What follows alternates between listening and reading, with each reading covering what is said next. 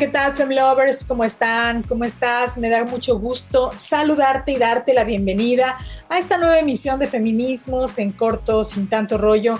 Es la número 228 de este 12 de noviembre del 2025. Yo soy Aide Serrano y estoy muy contenta de saludar y estrenar este programa primero a través de la señal de Maya FM en el 103.5 este miércoles 12 de noviembre que estamos transmitiendo desde Cancún, Quintana Roo. También saludo a quienes nos ven a través de la señal de CIPSE TV Cun, así como de la señal del Sistema Quintanarroense de Comunicación Social. A mis amigas y amigos de los medios de comunicación, un afectuoso saludo por retransmitir los contenidos de Feminismos en Corto, Sin Tanto Rollo, Click Noticias, Verdades Quintana Roo, Mujer Total, Chetumal.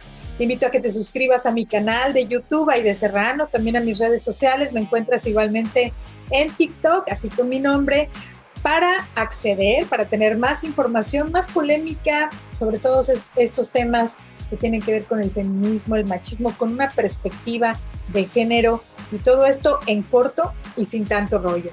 Saludo también a quienes nos están escuchando en la radio todos los sábados a las 2 de la tarde por Riviera FM en el 98.1 en Playa del Carmen. En Cancún, en Caribe FM, sábados a las 10 de la mañana en el 101.9. Les mando un afectuoso saludo a mis amigas y amigos en Carrillo Puerto, que escuchan Feminismos en Corto, Sin Tanto Rollo, todos los sábados a las 10 de la mañana por Radio Chan Santa Cruz en el 660 de AM. Y a mis radioescuchas en la capital de Quintana Roo, en Chetumal, en dos estaciones, 860 de AM y en el 100.9 de FM, todos los domingos a las 11 de la mañana. Como sabes, aquí te comparto contenidos que te invitan a la reflexión, pero que también fomentan el pensamiento crítico con el propósito de aclarar pues, estos temas que tienen que ver con roles, estereotipos y temas de actualidad, sobre todo para contribuir y construir una sociedad más pacífica, más igualitaria, menos violenta, por supuesto, en contra de las niñas, niños, adolescentes y mujeres. En esta ocasión, en este programa, te traigo una conversación que sostuve con la antropóloga Mariana Delgado, quien es parte de la colectiva Musas Sonideras y dirige el capítulo mexicano de Amplificadas, una colaboración que busca visibilizar los aportes de las mujeres en las culturas sonidera, picotera y sound system de México y Colombia. Mariana Delgado también cofundó el proyecto Sonidero, una plataforma transnacional de acción cultural que nació con el fin de reconocer la potencia del movimiento sonidero, y también colaboró con la Secretaría de Cultura de la Ciudad de México en la Declaratoria de Patrimonio Cultural Inmaterial de la Cultura Sonidera. No te pierdas esta conversación que estuvo súper interesante. Bueno, y en las efemérides feministas te comparto que fue en 1981 que casi 300 mujeres se reunieron en Bogotá, Colombia, en el primer encuentro feminista latinoamericano y del Caribe. Allí propusieron el 25 de noviembre como un día de lucha contra la violencia hacia las mujeres en memoria de las hermanas Patria, Minerva y María Teresa Mirabal, jóvenes activistas políticas asesinadas en 1960 por la policía secreta del régimen del presidente dominicano Rafael Leónidas Trujillo. Esto es Feminismos en Corto, Sin Tanto Rollo. Comenzamos. Bueno, en 1981, más de 280 mujeres se reunieron en Bogotá, Colombia, en el primer encuentro feminista latinoamericano y del Caribe. Y allí propusieron que fuera el 25 de noviembre un día para conmemorar, para reflexionar, para marchar, para protestar contra la violencia hacia las mujeres. ¿Y por qué se eligió el 25 de noviembre? Bueno, pues fue en memoria de las hermanas Patria, Minerva y María Teresa Mirabal, jóvenes activistas, y quienes fueron asesinadas en la dictadura del presidente dominicano Rafael Leónidas Trujillo. En el año 2000, la Asamblea General de Naciones Unidas designó ya oficialmente el 25 de noviembre como el Día Internacional de la Eliminación de la Violencia contra las Mujeres e invitó a gobiernos, organizaciones internacionales y organizaciones de la sociedad a generar acciones y coordinar actividades todos los años en torno a esta fecha para denunciar la violencia que se ejerce sobre las mujeres en todo el mundo y reclamar también políticas en todos los países para su erradicación. Bueno, como sabes, la violencia contra las mujeres puede adoptar muchas formas, desde agresiones domésticas hasta la trata de personas, la violencia sexual y en casos más extremos, esa violencia puede llevar a la muerte, es decir, a un feminicidio. La igualdad jurídica, el respeto a la dignidad de las mujeres, la no discriminación y la libertad son principios rectores para el acceso de todas las mujeres a una vida libre de violencia.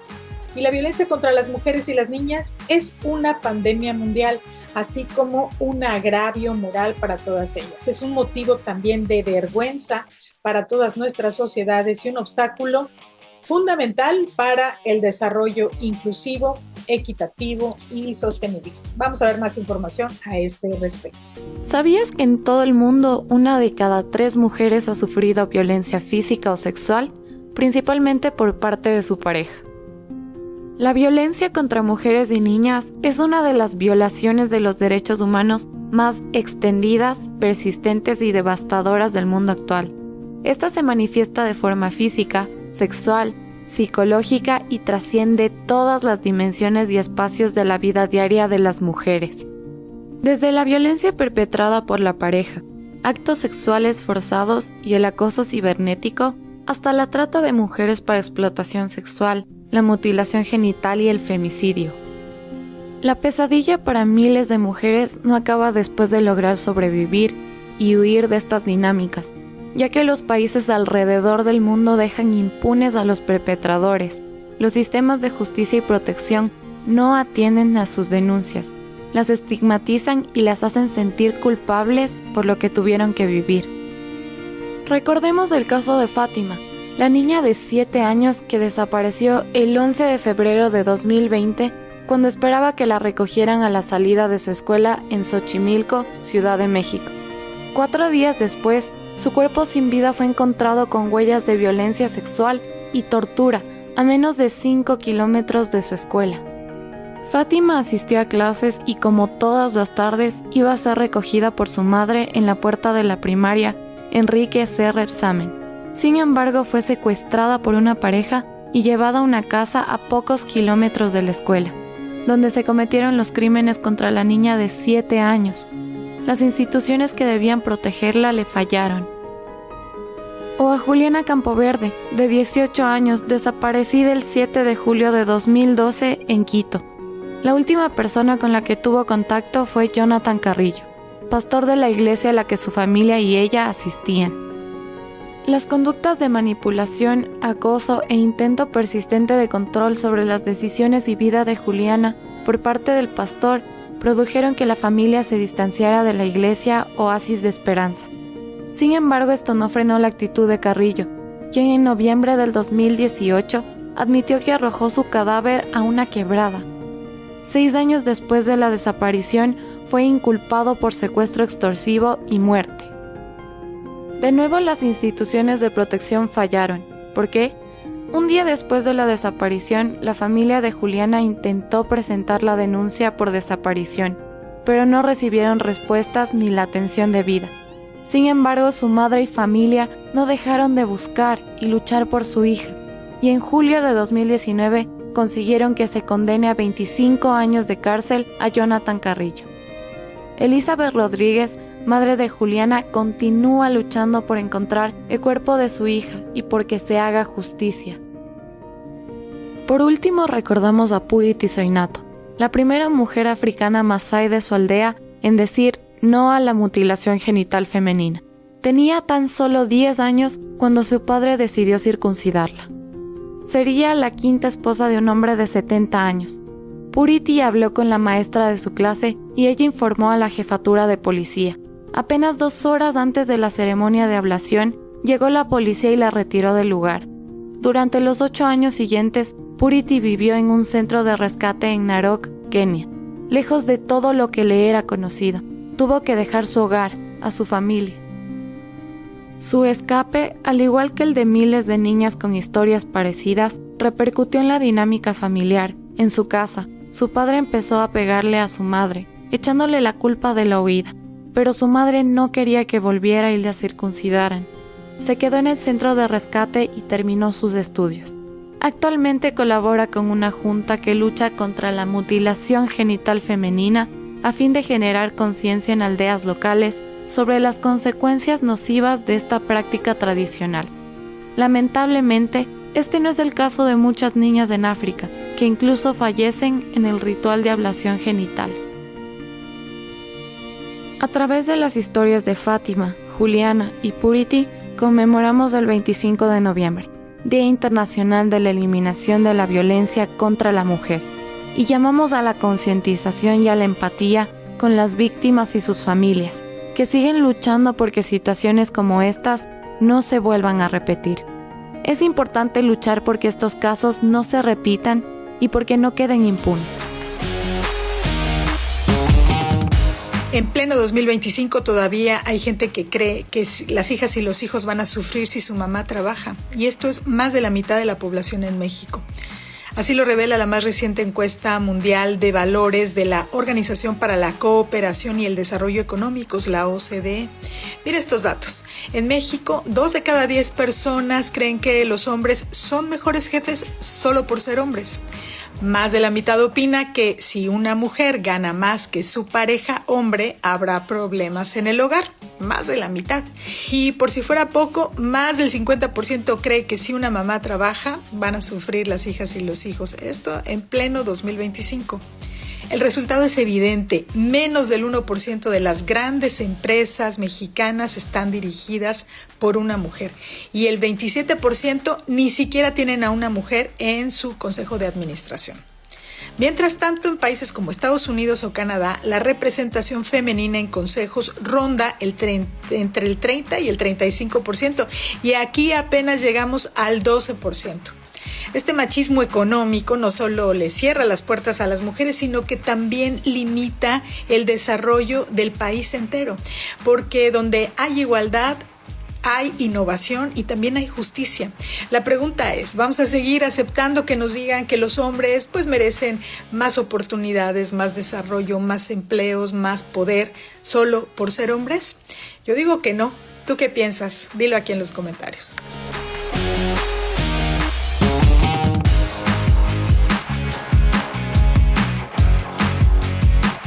Estamos aquí en Feminismos en Corto, sin tanto rollo, y me da muchísimo gusto darle la bienvenida a Mariana Delgado. ¿Cómo estás, Mariana? Encantada de estar contigo, Aide. Muchas gracias por tu tiempo, por este espacio aquí en Feminismos en Corto, sin tanto rollo. Y vamos a conversar hoy con Mariana sobre varios temas. Les voy a decir algunos datos de su biografía.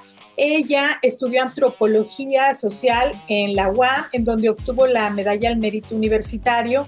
Investiga, produce y gestiona proyectos de cultura y tecnología enfocados en comunidades desde el año 2000.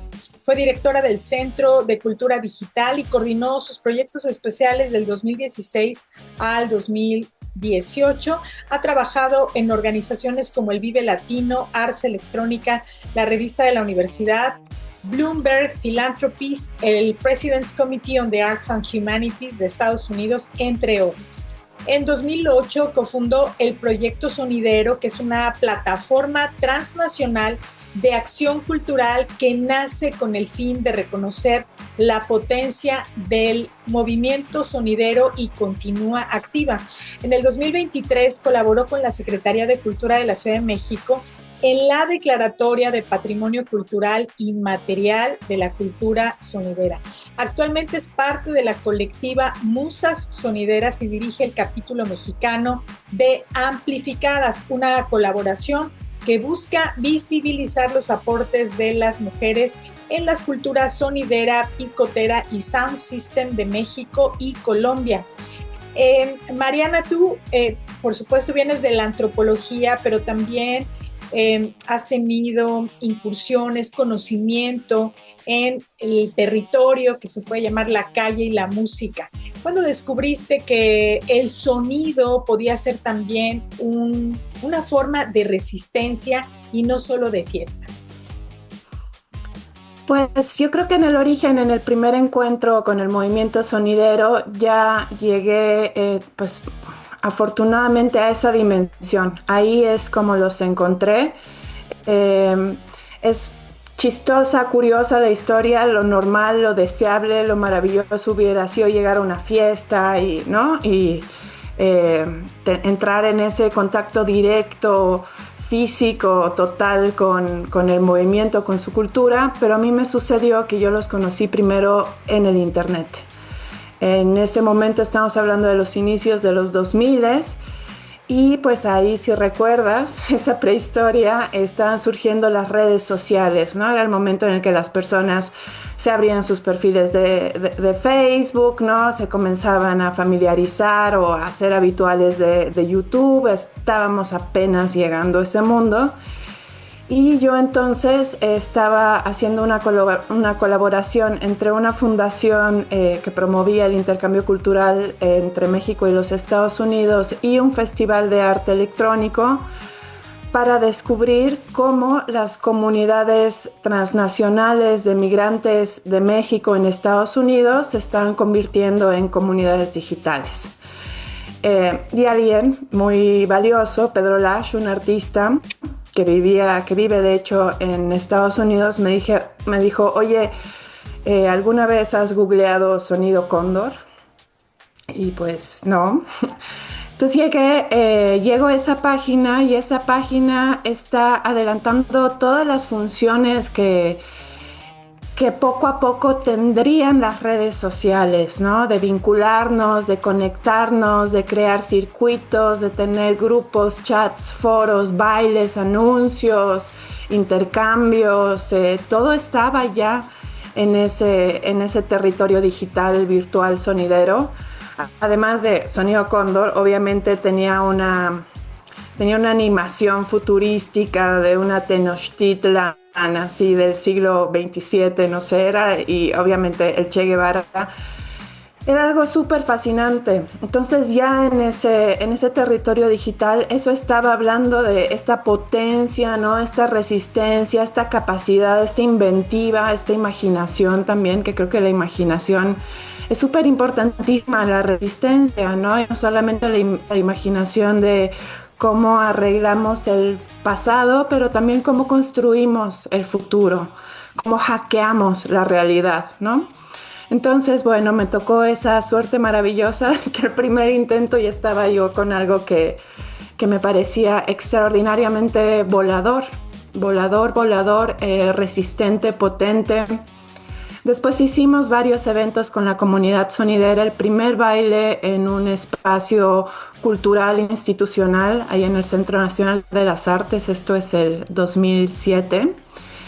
Y pues ahí también se daba cuenta, se daba realmente cuerpo a la idea de qué pasa cuando el barrio entra en las instituciones, ¿no? Y qué es lo que están entendiendo, viendo, pudiendo las instituciones y las otras partes también, y cómo se inician esas relaciones, ¿no? Esas negociaciones también. Pero pues fue un acontecimiento muy potente ese primer baile. Te juro que en medio de todo el arte electrónico que había ahí, a mí me parecía que esto era infinitamente más innovador y más expresivo, ¿no? Más creativo, más elocuente. Y que no solamente implica música, sino, como bien lo has mencionado, redes sociales, pero todo un entramado comunitario donde participan familias enteras, donde hay escuelas de baile, donde hay toda una forma especial de bailar, una forma de tocar la música. Estoy conversando con Mariana Delgado, quien es antropóloga social. Y bueno, ella ha sido una de las piezas fundamentales en la Declaratoria de Patrimonio Cultural Inmaterial de la Cultura Sonidera. ¿Qué significó ese reconocimiento para la cultura sonidera y, bueno, para las mujeres en particular? Pues ese reconocimiento había sido largamente buscado por la comunidad, o sea, ya se hablaba de patrimonio con esa palabra, ¿no? De reconocimiento y tal, desde hace años, fácil una década. En medio, claro, sucedió, por lo menos en la Ciudad de México, porque el movimiento tiene presencia en varios estados, pero pues la Ciudad de México es su cuna, su mero mundo, ¿no? Pues y había sucedido durante el gobierno de Mancera que los bailes, los grandes, luego los medianos y al final inclusive los pequeños, se habían visto mucho más que acechados, pues, ¿no? Hubieron varios años en los que los grandes bailes de aniversario de los mercados de la Merced, de Tepito, los bailes tradicionales del Peñón de los Baños, ¿no? Las ferias estaban siendo prohibidas y prohibidas de pronto con enormes despliegues policíacos, ¿no? También con mucha violencia realmente. Entonces, pues mira, ese reconocimiento se deseaba inclusive antes de esta crisis tan fuerte, y cuando cambia el horizonte, ¿no? Entra el nuevo gobierno, entra una nueva visión, una manera distinta de querer una intención distinta para relacionarse con la comunidad sonidera, pues se abre este umbral, ¿no? Este portal de decir, ahora es cuando se puede iniciar este proceso. Ahorita acabamos de celebrar el 2º aniversario de esa declaratoria. Yo sí recuerdo ese momento como un momento de una alegría muy bonita, muy preciosa, muy hermosa, ¿no? Así, un evento muy institucional, una declaratoria muy de diario oficial y lo que quieras, pero pues ahí estaban justamente los sonideros, las sonideras, los bailarines, clubes, la gente de la gráfica, ¿no? Los publicistas, promotores, estaba toda la diversidad de personas que conforma ese gran ecosistema, que es también además una gran economía, ¿no? La verdad es que el gobierno también sabe lo que hace cuando le otorga un reconocimiento a una comunidad que tiene tanto arrastre, ¿no? Que además tiene grandísimas audiencias, que puede llenar un zócalo con 200,000 personas en un baile, ¿no? Entonces creo que eso fue muy hermoso, se sintió que se completaba algo que pues tan añorado, y también agradecimos mucho en términos de perspectiva de género, que sucediera en ese momento. Como una jefa de gobierno fue la doctora Sheinbaum quien promovió esta declaratoria. Finalmente quien la decretó fue Martí Batres, pero pues venía de esta iniciativa femenina y había dado también espacio a esta perspectiva de género. Lo bueno de que saliera en ese momento es que es una declaratoria de sonideras y sonideros, ¿no? Y que en todo momento está presente esa dimensión, que es eso es un gran triunfo para las mujeres de ese movimiento, que también, como bien sabemos, y no solo aquí en la Ciudad de México o en México, es un fenómeno universal, pues hay una historia muy patriarcal en esos movimientos, en las relaciones con la tecnología, ¿no?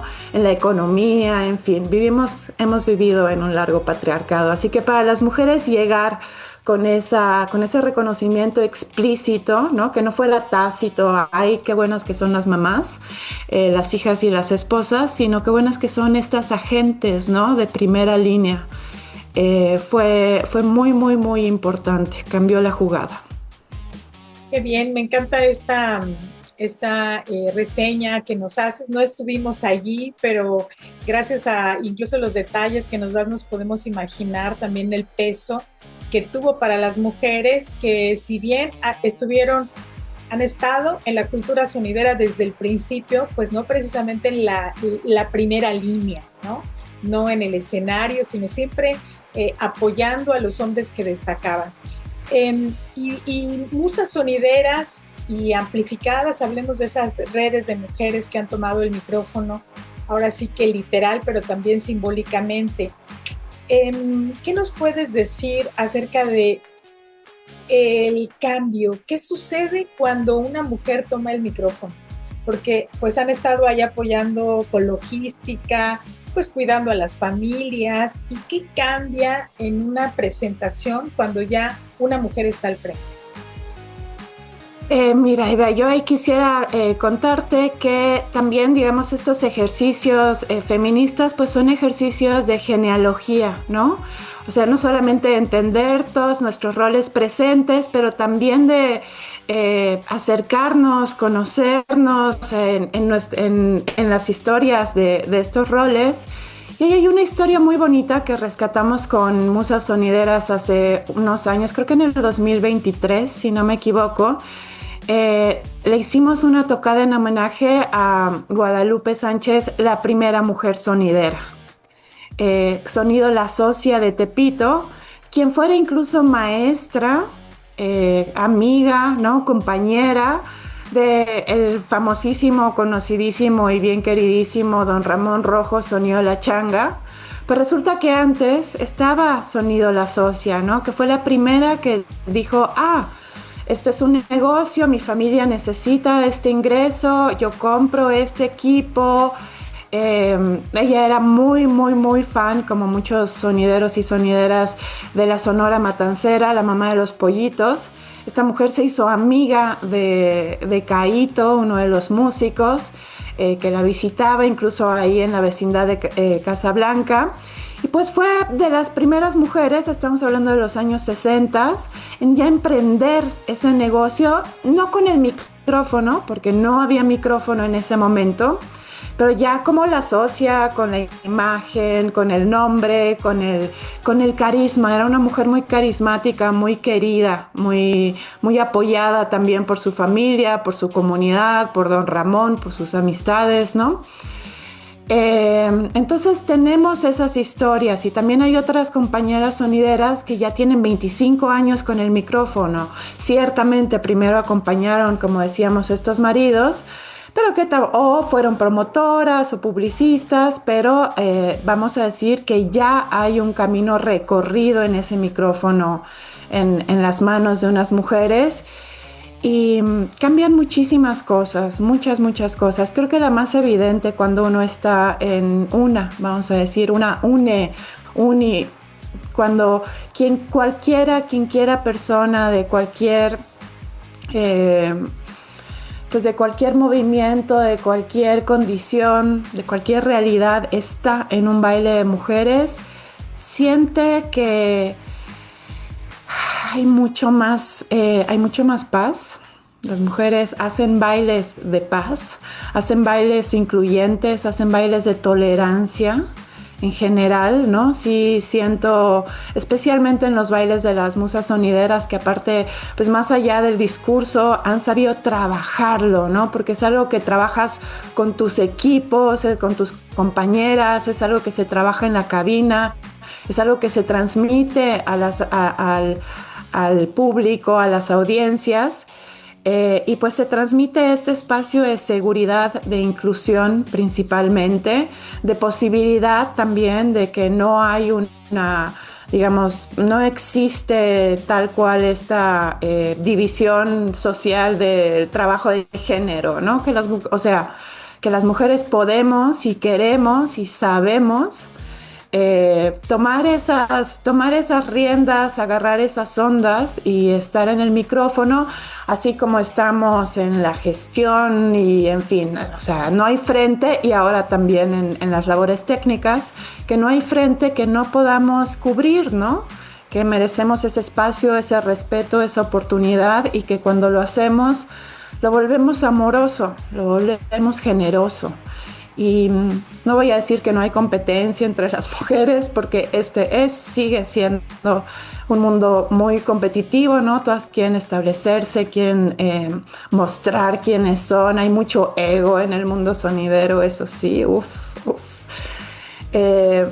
pero sí quiero decir que cada una que ha entrado y que cada mujer nueva abre más espacios a otras mujeres, ¿no? Y pues tan solo desde lo simbólico, desde ver a mujeres ya ahí al frente, eso cambia, hace una transformación.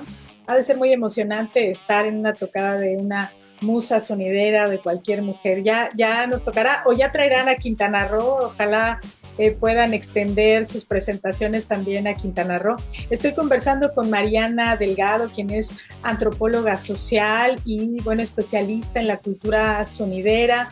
Es parte de la colectiva Musas Sonideras, dirige el capítulo mexicano de Amplificadas, que busca visibilizar los aportes precisamente de las mujeres en esta cultura. Estamos en Feminismos en Corto, sin tanto rollo. Vamos a una pausa y regresamos.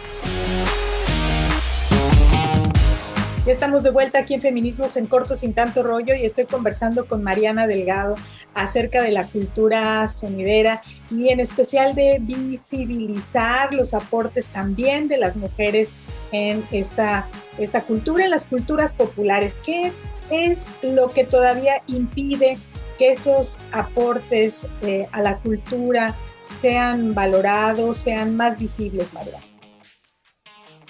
Pues mira, hay varios factores. El primero, pues es este que decía simbólico, ¿no? Ok, ya están ahí, están siendo nombradas y ellas se están nombrando a sí mismas, ¿no? Tienen esa agencia también. Y no solamente nombradas, incluso están organizadas, qué temor, ¿no? Y están sumadas, y ya no solamente en México, ahora también lo estamos haciendo con las hermanas de Colombia, con las de Brasil, en los estados, en la Unión Americana, ¿no? Creando esas redes. Creo que hay mucha fuerza en lo que podemos ir ganando nosotras mismas, por nosotras, por nuestra propia cuenta, quiero decir. O sea, no son los favores que nos otorga el sistema o el gobierno, sino que nosotras en este trabajo de articularnos, de coordinarnos, de apoyarnos, de enseñarnos, ¿no? Colectivamente, pues vamos levantando cada vez más las posibilidades, pero sí que tenemos desafíos, y eso lo veíamos desde el proceso original de la negociación de la declaratoria, que ya tuvo unos abordajes de qué significa la salvaguardia, ¿no? Del movimiento, del patrimonio cultural, porque el chiste no es nada más que digas, esto ya es patrimonio, sino que le ofrezcas las condiciones para que ese patrimonio pues pueda seguir floreciendo. ¿Y cuáles son las condiciones del movimiento sonidero en general? Pues lo primero se llama espacio público. Tener acceso a que las manifestaciones populares, trabajadoras de barrio, nacidas en las calles, criadas, crecidas, alimentadas por la calle, sigan accediendo a esos espacios que pues cada vez están más regulados y o también privatizados. Pero para las mujeres el espacio público tiene otras connotaciones, ¿no? Y siempre va a ser la primerísima, pues nuestra seguridad. Entonces eso es un elemento muy importante de entender, o sea que el movimiento, la perseverancia, el florecimiento del movimiento sonidero también tiene profundamente que ver con que las mujeres que lo conforman o las mujeres que lo acuden, las mujeres que lo sostienen de tantas maneras, pues puedan encontrar una integridad física, emocional, psicológica en esos lugares, ¿no? Que se vayan desterrando bastantes de las prácticas machistas, también por parte de los propios compañeros sonideros, ¿no? Que llevan décadas pues haciendo de menos a las mujeres, que no saben trabajar, que no saben conectar, que para qué van a cobrar, ¿no? Que no tienen equipo. Ese es otro tema que, venimos de brechas históricas, de desigualdades muy profundas. Y claro, los hombres en el movimiento sonidero siempre habían recibido el apoyo de sus compañeros, ¿no? De sus organizaciones, de sus familias, que habían hecho enormes sacrificios para que ellos puedan tener el equipo de sonido, la colección de discos, ahora el camión, ¿no? Toda la familia apoquinaba, la mujer estaba ahí en ese logro. pero las mujeres pues no han tenido esas economías y aparte de los trabajos, o sea, que de los trabajos de lunes a viernes, el trabajo en la casa, y ahora ¿cómo le vas a hacer, no? Para tener esa inversión, porque tu marido no va a invertir contigo para que tengas ese equipo. Entonces eso es algo, esos son también de los rezagos que vemos, pues que hay una inversión importante que tiene que irse haciendo, la podemos hacer las mujeres, ¿no?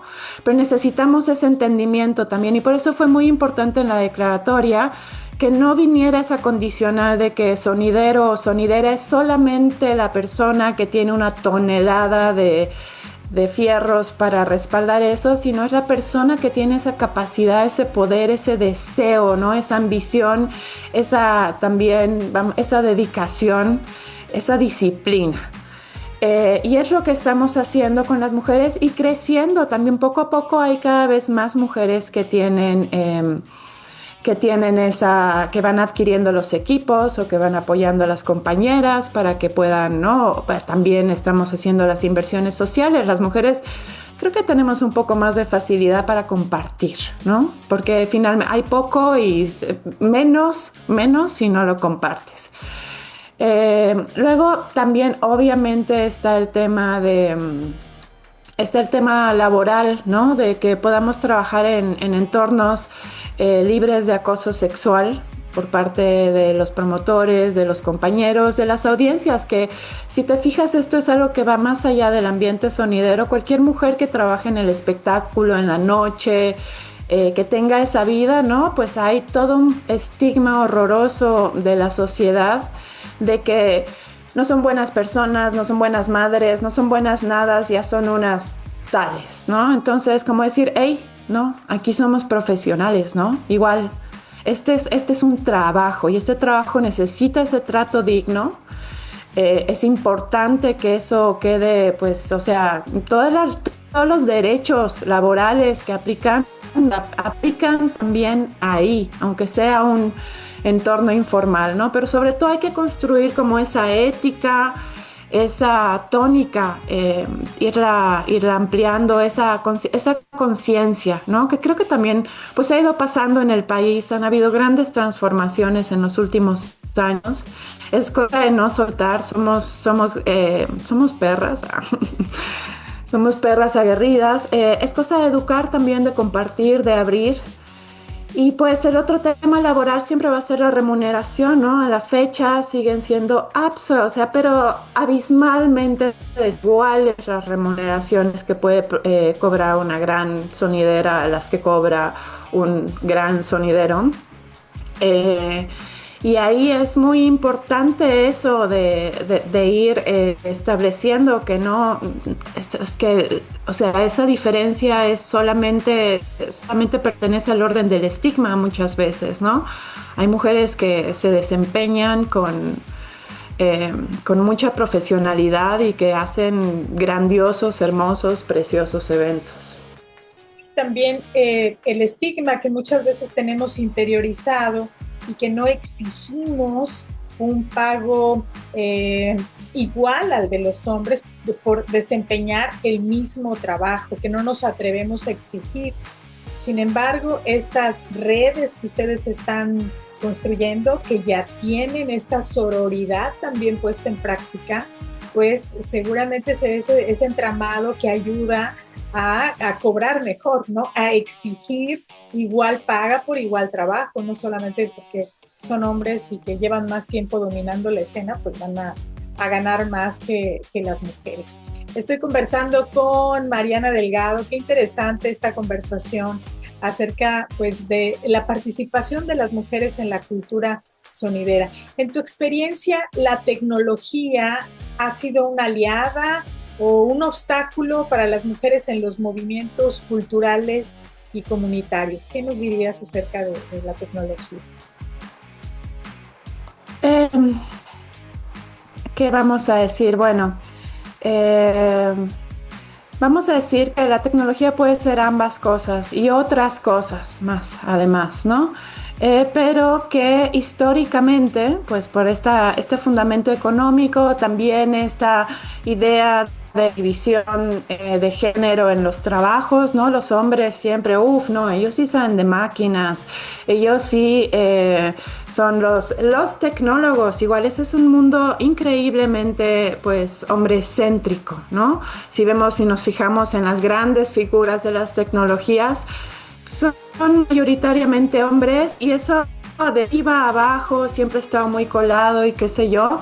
Aunque, por ejemplo, los lenguajes de programación existen porque pues, las mujeres somos muy buenas con el lenguaje y estábamos haciendo cibernética, estábamos haciendo los hilos cibernéticos en su momento, ¿no? Pero sí que se nos fue pues sacando de esas esferas.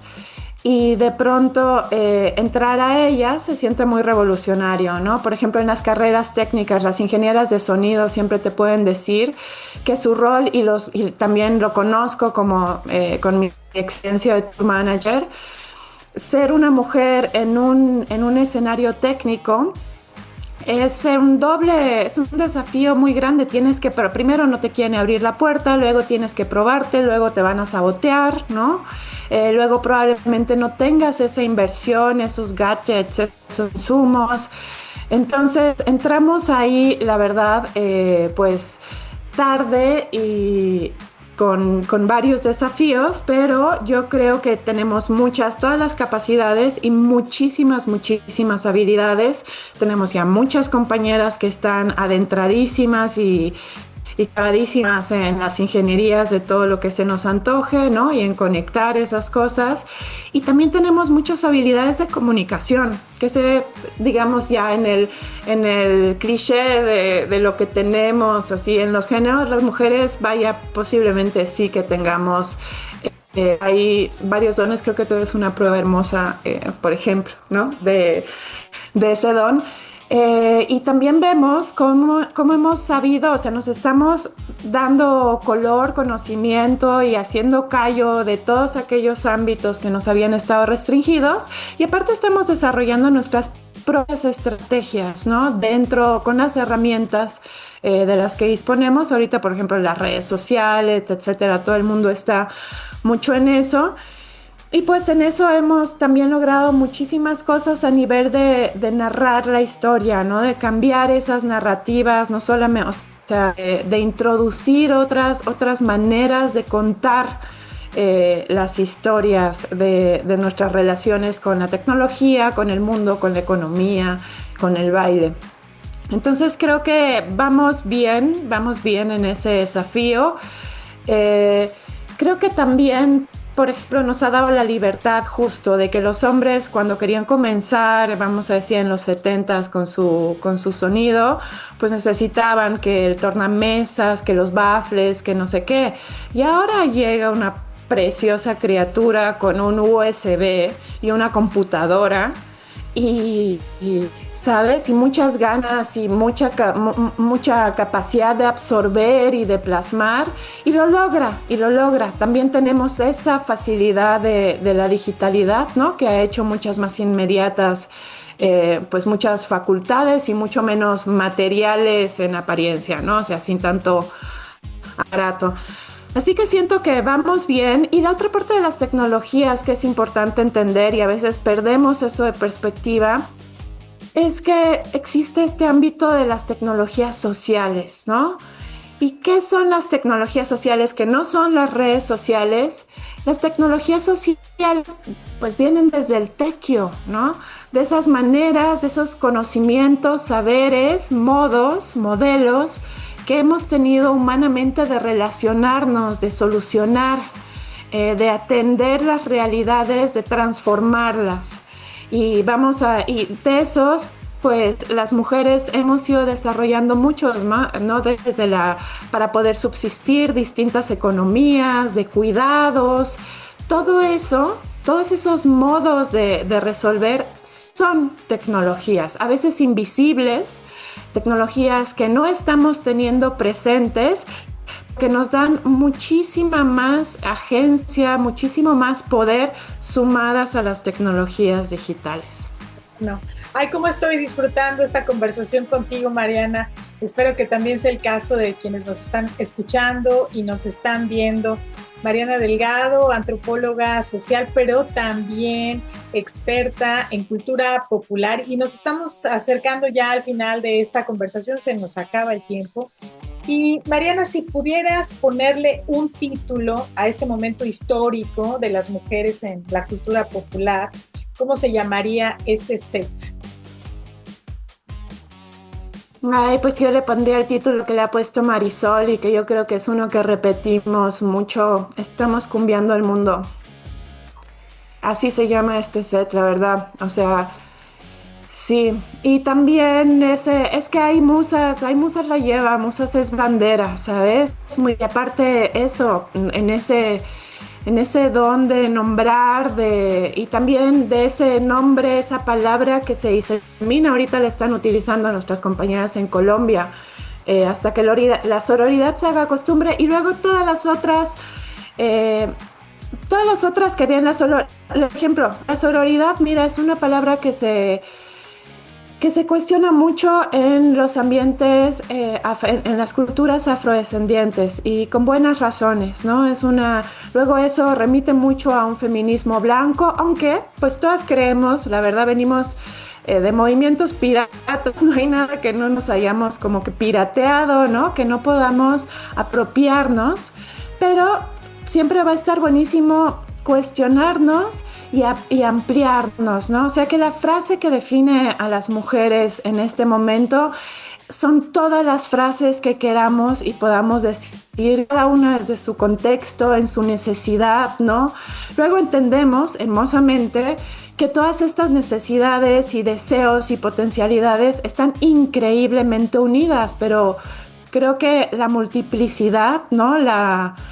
Ay, sí, ese unísono de muchas voces y distintas maneras de decirlo, de expresarlo, de promoverlo, atendiendo siempre, o sea, siendo como leal y cierta a mi entorno, a mi mundo, ¿no? Y generosa con todos los demás, pues creo que eso es lo que siempre nos va a poder expresar.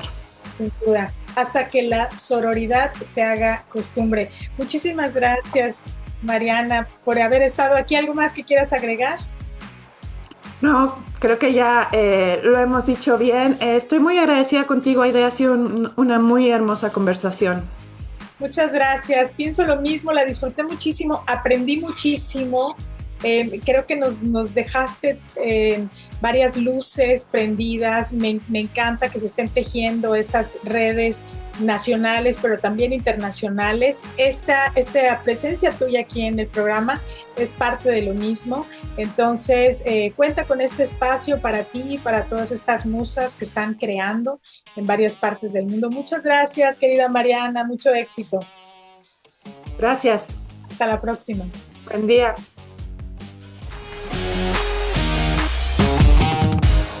Llegamos al final de esta emisión de Feminismos en corto, sin tanto rollo, no sin antes darle las gracias a quienes lo hacen posible.